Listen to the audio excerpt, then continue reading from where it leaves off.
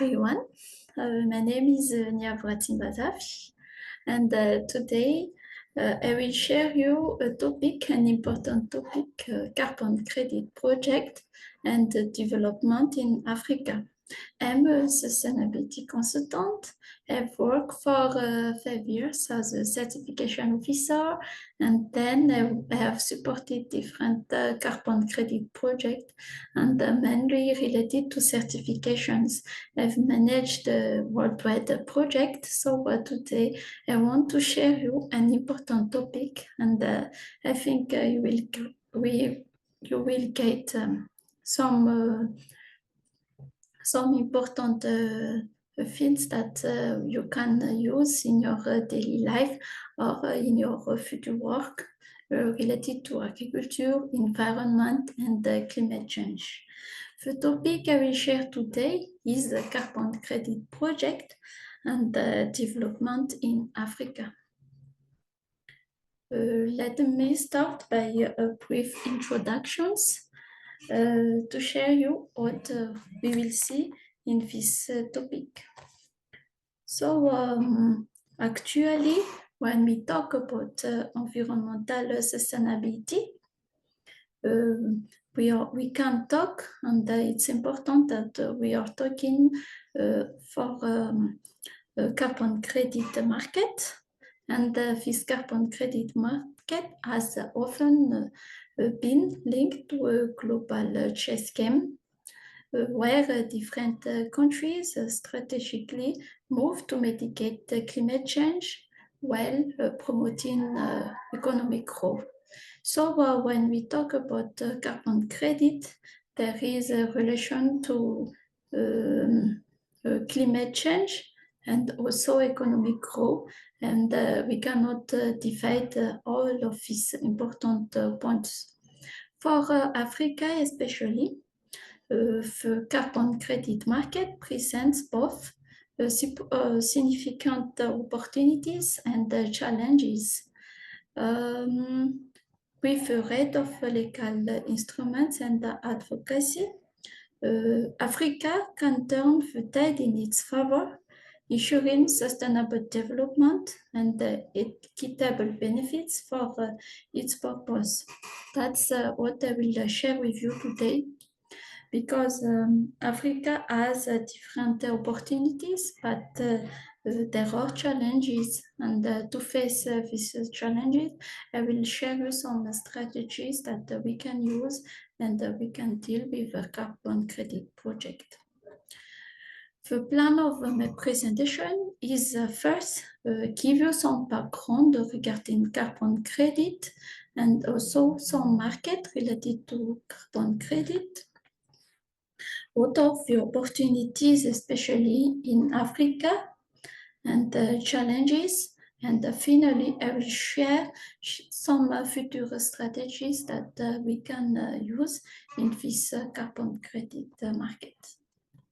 So let you understand the carbon credit market, how it works, and how is the market we have actually.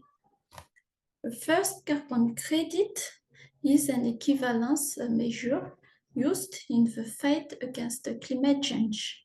We can see here that 1 carbon credit is equivalent to 1 ton of CO2. In response to international mechanisms such as the Kyoto Protocol and the 2015 Paris Agreement to reduce GHG emissions, carbon emissions, this mechanism has become essential for offsetting residual emissions. Here, you can see the eligible project for carbon credit. We have first the Vodance project, for example, renewable energy or using energy more efficiently, and the sequestration project, which means developing of natural things like forest conservation or industrial things. How this carbon credit works? This carbon credit project help fighting against climate change by implementing different practices and technologies. We have, for example, reduction in carbon emissions, increase of carbon storage, and the replacement of fossil fuels by biomass energy. Biomass intended for generations and for energy generations come from crop residues. We can see also that when we are talking about the carbon market, we have two different things. First, compliance market and the voluntary market. Compliance markets is, for example, a market that or report of mandatory national, regional, or international reduction regimes. So in that case, the project need and should follow the compliance market. But on the other hand, we have voluntary carbon markets that we call VCMs that allow environmentally conscious corporations and also offset and the project can offset their emissions beyond the regulatory requirements. So voluntary carbon markets comes from the idea of implementation comes from the project developer, not for the regulatory. Some example of a project that we can develop based on nature. We have afforestation, reforestation activities, biochar, conservation project, usually that we are talking about heredity, sustainable agriculture. And based on technology, we have enhanced mineralization and direct captures. When actually the most recommended approach is nature-based because it is less expensive and immediately operable. The market that some studies has developed by the end of 20 and 24, we can see here that nature restorations has a higher price. That means that it can help really get carbon credits, and also it fight really for against the climate change. This study is done by MSCA Carbon Market Source. By project, we have also higher offtakes, afforestation, reforestation, and restoration activities. And these activities has a higher price. But renewable energy, for example, for use of solar or wind energy, does not have the same price, and the price is very low. So when we want to develop a carbon credit project, we need to see the market and also to precise exactly what the project is very has a higher value. Here some deep knowledge of these activities, nature-based project. When we certify this project, we can certify it for different standards like Vera, Gold Standard, which are the most famous. And this project helps sequester carbon while bringing back sustainable habitat for animals and plants to survive and enhance biodiversity. Heredity project, which is a conservation project.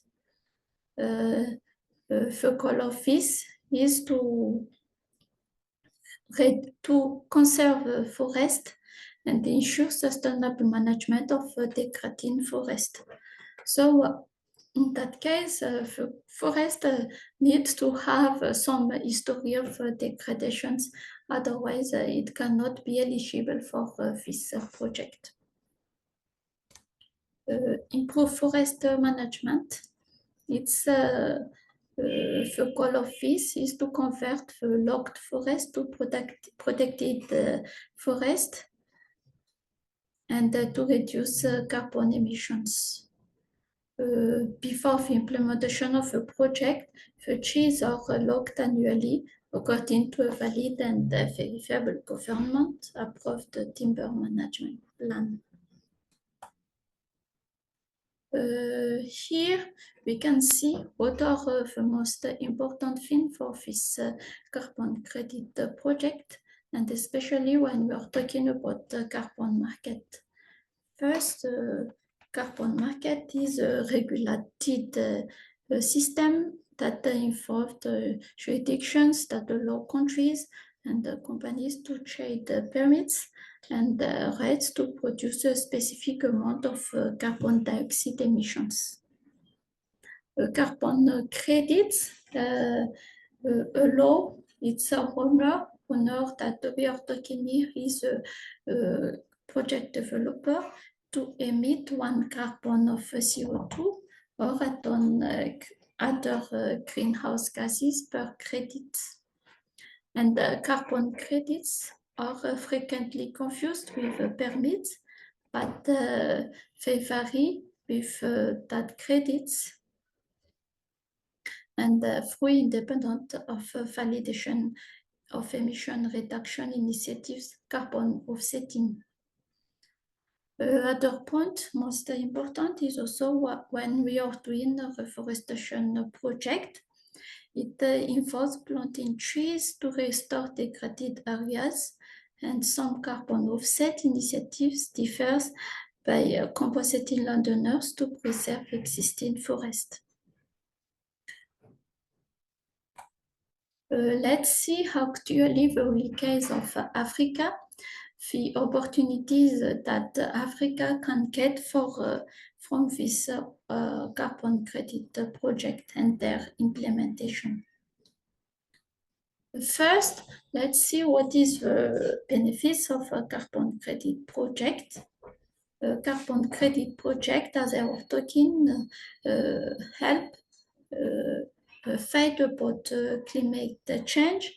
So the first benefit is climate change mitigation. For example, agriculture practices contribute to reduce greenhouse gas emissions. It improves also soil health. For example, enhancement in soil structure, fertility, and water retentions. It also have a biodiversity enhancement because when we protect the forest, for example, the habitat diversity and ecosystem services will increase, and local people will also support this enhancement. Finally, economic resilience, because when we develop a carbon credit project, we don't only protect the environment, but also the project should have a social impact. And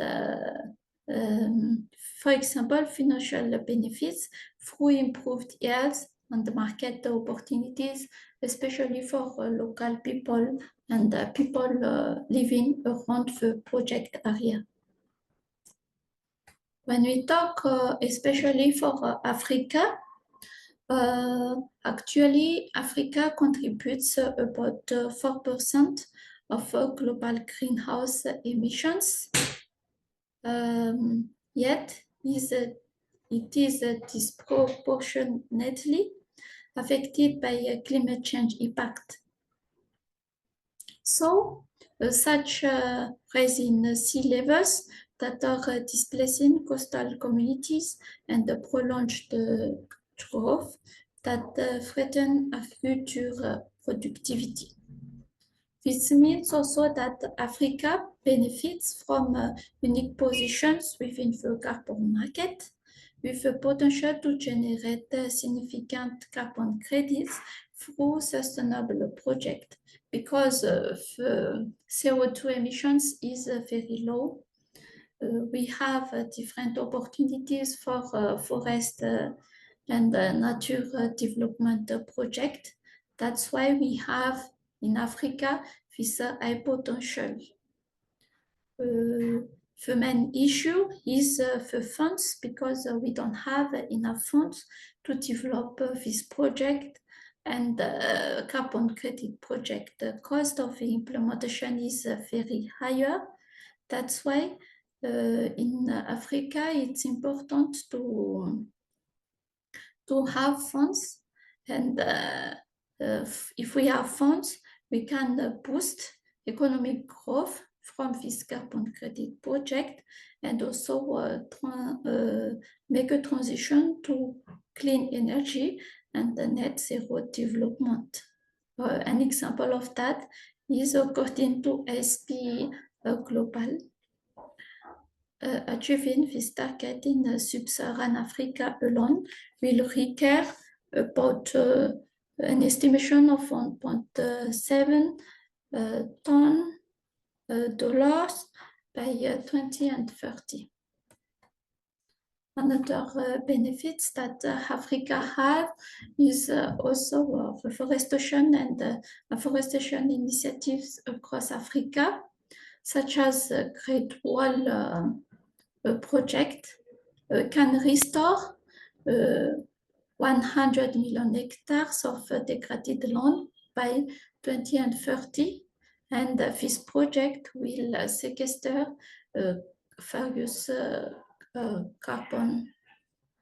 This is, we can get it when we convert the hectare of forest protected to one CO2, to carbon.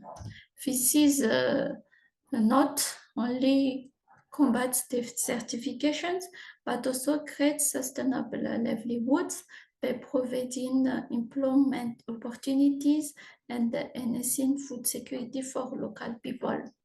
That's why the carbon credit project is working of all of these points, social, economic, and environment. Some opportunities with Africa is also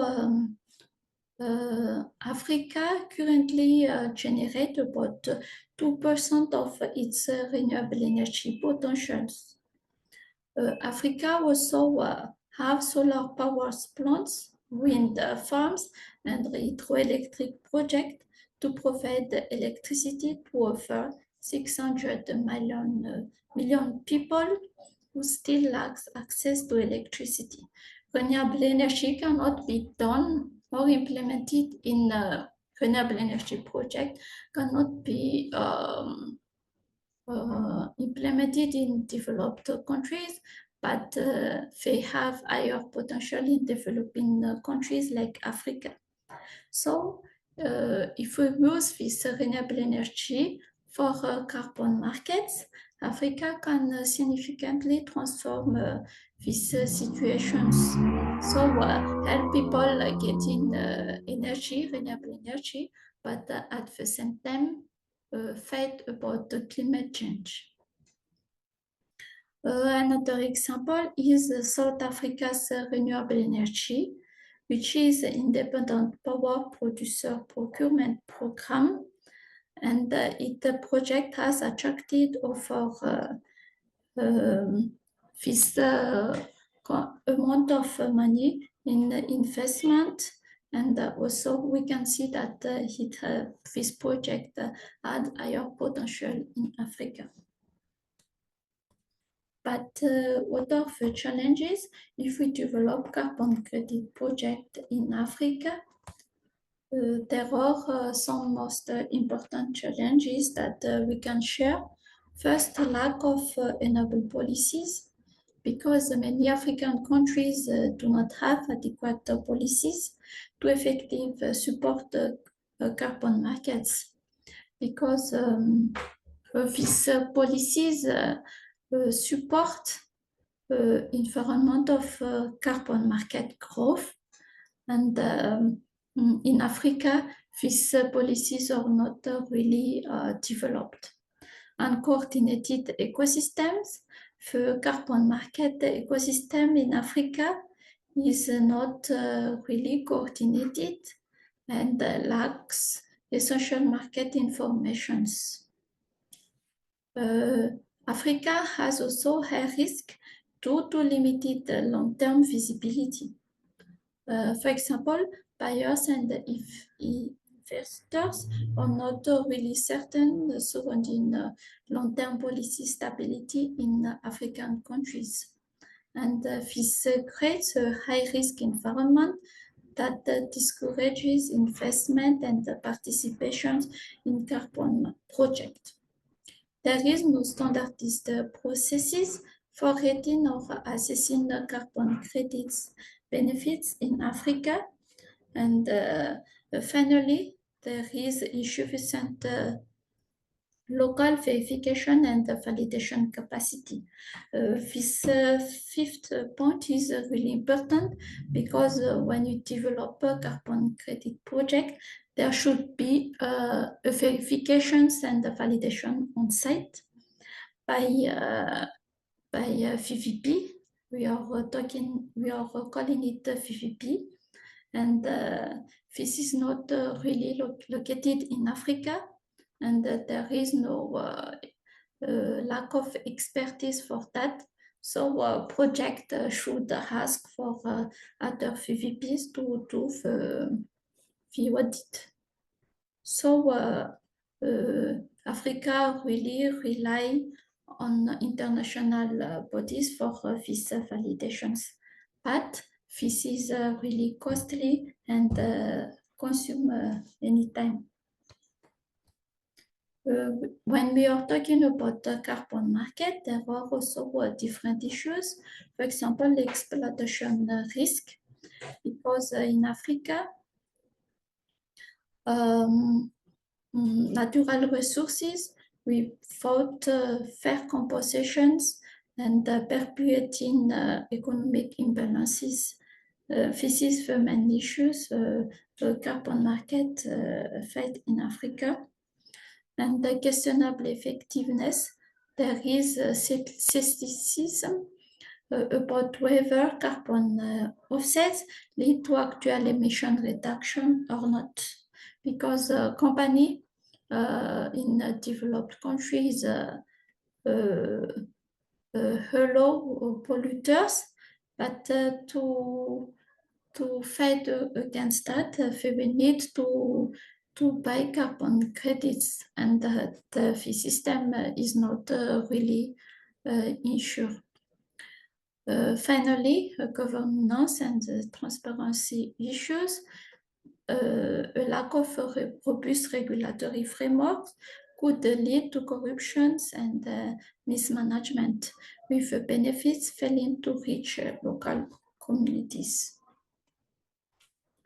What strategies can we propose for this first opportunities, and on the other side the challenges that we see in Africa? To maximize benefits from the carbon credit marketplace, African nations should strengthen their legal infrastructure and frameworks. So it should be developed. And to achieve this, African nations must develop environmental legislation, establish transparent regulatory bodies, and ensure communal participation in the relevant governance processes. In Africa, we should also empower local communities. This means developing legal entitlements such as land ownership rights and decision-making authority to provide them with protective powers against exploitation. Other strategies that we can also have, for example, we need comprehensive policies, and these policies should be related to renewable energy targets and emissions reduction plans, which are connected and which are coherent. Regional collaboration can also amplify these policies by facilitating knowledge sharing, joint policy development, and collective advocacy efforts. So, um, uh, on these strategies, we can see these important points.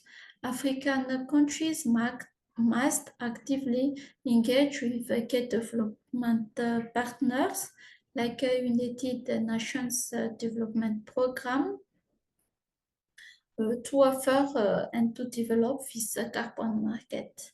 And these collaborations can provide essential technical assistance for policy development, assess carbon markets, and ensure effective participations in global carbon credit systems. And when we develop these partnerships, African nations can build robust frameworks for carbon pricing, improve transparency, and attract investment into sustainable projects. This is the end of my presentations. If you have any questions or clarifications or some comments regarding my presentations, I'm available to answer you. Thank you for your attention.